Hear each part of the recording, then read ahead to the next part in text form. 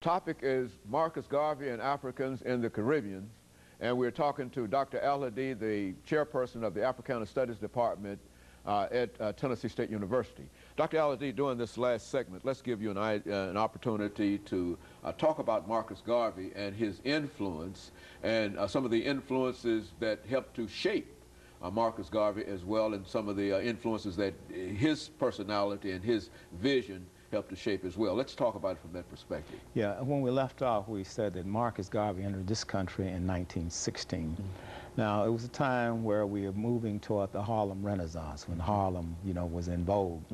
And Garvey came to this country and started his organization called the Universal Negro Improvement Association. And the time period of Garvey's most powerful influence in this country was between 1916 and 1926. So you're talking about within one decade, here's a man that using the power of the spoken word, saying, up you mighty race, you can accomplish what you will. One God, one aim, one destiny. Africa for the Africans at home and abroad. He was able to mobilize more than 6 million people of African descent around the world. I mean, he literally had thousands of chapters of the Universal Negro Improvement Association inside the United States. Garvey's basic vision was to create a United States of Africa. This was during a time, we're talking about right after the First World War, when imperialism was entrenched in Africa. They needed the natural resources there in Africa. The Germans had fought a war against the colonizers in order to colonize the colonizers, which failed. And so Garvey now is coming to seize Africa. And as he's agitating to seize Africa, decolonize the Caribbean, he becomes a big threat in this country. And he became so much of a threat that J. Edgar Hoover infiltrated this movement, and for the first time in the history of the Federal Bureau of Investigation, he actually hired an African American with a code name 800, not just an informal person, but a person actually on the payroll to infiltrate his organization. And when his organization was infiltrated, they accused him of mail fraud because he had started the Black Star Line. This is a big shipping company that he wanted to put together in order to do trade between the Caribbeans and Africa and African American side of the United States. And Garvey had these very grandiose designs. He was full of pomp and pageantry. He knew how to raise money. Very, very charismatic. He had the type of charisma of, say, a Martin Luther King or a Malcolm X. But he could just stand on a street corner and just move thousands of people. And he was very powerful in that regard. Now, his organization was composed of West Indians and African Americans. And as you know, sometimes West Indians and African Americans don't always see eye to eye. So you had this type of tension in the organization. You also had tension in the organization around the question of people who were educated and those that were uneducated, people from the South, people from the North. And there was some corruption in the organization because he surrounded himself a lot by people that he could trust, but not necessarily people that were competent, people that were loyal to him, but not necessarily competent. So that was part of his undoing. And he built the organization around himself rather than delegating responsibility and leadership. And then there were some areas where he didn't have competencies. And so that created this problem inside of the organization. But when he was eventually arrested for mail fraud, he was taken to prison in Atlanta around 1926. And when he got out in 1928, they sent him straight back, they deported him rather, back to Jamaica and told him he couldn't come back inside the United States. So after 1928, his power inside of this country and around the world started to wane in terms of his organization. But his vision did not go away, because you have to remember, while he was talking about uniting people of African descent around the world, Du Bois was also organizing his Pan-African Congresses during the 1920s as well. And so they were working concurrently. Du Bois was organizing the intellectuals, and Garvey was organizing the masses of the people. Yes. He left Jamaica because by the time he got back to Jamaica, he tried to start up some businesses. Many of them failed. And he was just somewhat, a period of time he was a hero, and then the other period of time, that sort of waned and the people turned on him. So he left Jamaica and went back to London around 1935. And so he pretty much died there in London. A very interesting incident happened in January of 1940, he had a massive stroke. And while he was trying to recover from the stroke, George Padmore, the author of the book Pan-Africanism or Communism, who's, I think Padmore is also from Trinidad, put an obituary in a column of a paper inside this country saying that Marcus Garvey had died, and they put his obituary in the paper and everything. And when he read a copy of that paper in June of 1940, he had a second massive heart attack and he died, you know, because he died a person who did not really accomplish all he set out to accomplish. He never actually went to Africa, even though he wanted to go to Liberia and claim that republic and start his base there. He wanted to go to Sierra Leone, but he never got on African soil. The closest guy to Africa was London. And so in that sense, he died pretty much a tragic, tragic hero in a sense.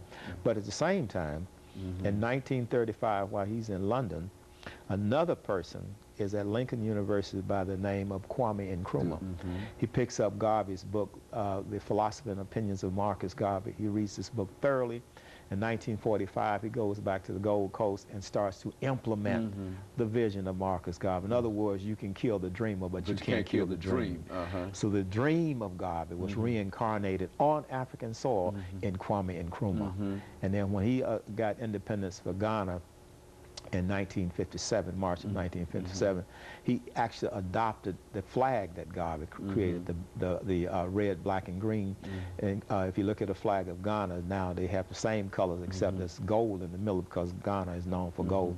And they also have the black star sitting right inside of that flag. So Nkrumah was definitely inspired by Garvey. We had other movements. The Moorish Science Temple movement with Noble Drew Ali was inspired by Garvey. And of course, we know that Malcolm X parents were part of the Garveyite movement, and that's how he got his early indoctrination with Pan-Africanism and Islam.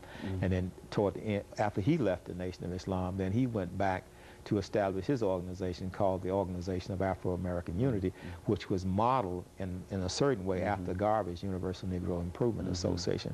So that whole Pan-African dream, or if you can talk about people like Stokely Carmichael, Kwame Ture, also from Trinidad, inspired by Marcus Garvey.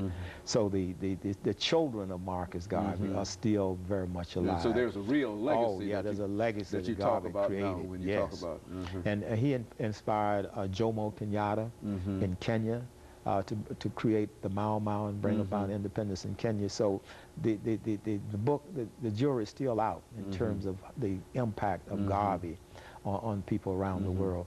And then of course when Maulana Karenga creates Kwanzaa, you know, he adopts the colors of red, black, and green. You have the red, the green, and the black candles, and also the bandera, which is Swahili for flag. So they adopt that flag. So Garvey's influence is still here.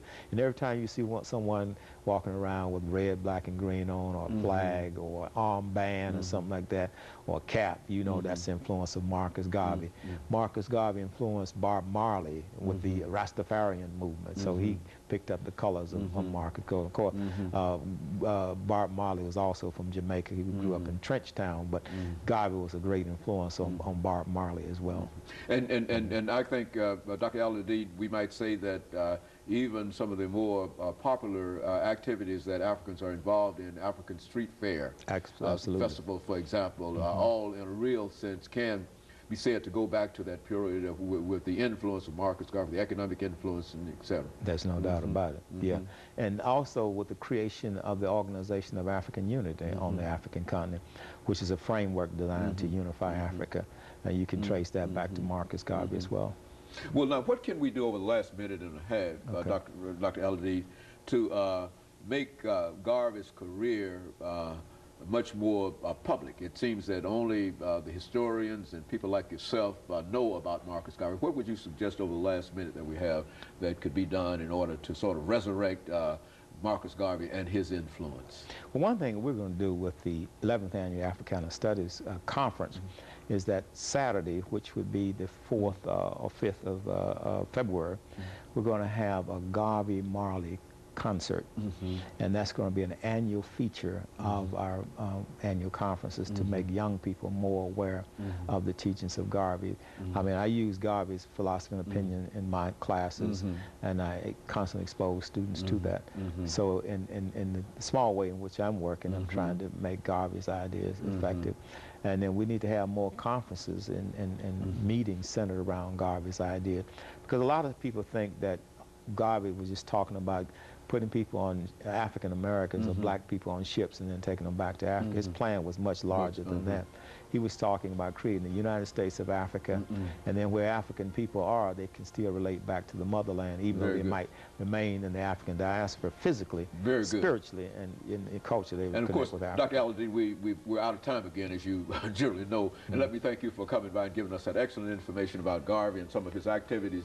And let me encourage our audience to tune in again next week for another informative edition of Comments. Thank you and good morning.